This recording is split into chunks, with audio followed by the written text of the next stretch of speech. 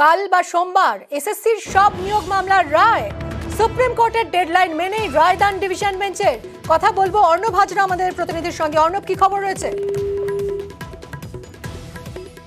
আমরা আবার যোগাযোগের চেষ্টা করছি। আবারও জানাই আপনাদের এই মুহূর্তে ব্রেকিং নিউজ।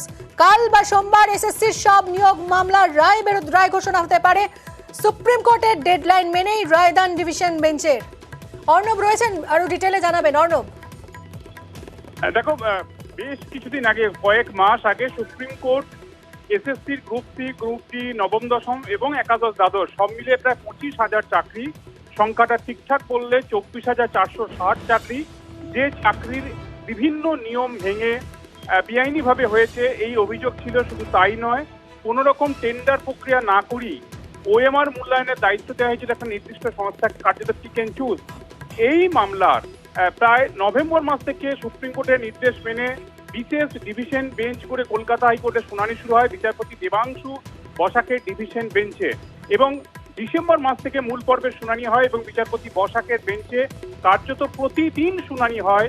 ফেব্রুয়ারি মার্চ মাসে আমরা দেখেছি, এবং সেই মামলার 9 মে হচ্ছে সুপ্রিম কোর্টের ডেডলাইন, এবং সেই 9 মে হওয়ার অনেক আগেই আমরা যা সূত্রের খবর পাচ্ছি, সেখানে শুক্রবার, কাল অথবা সোমবার এই মামলার রায়দান হতে পারে।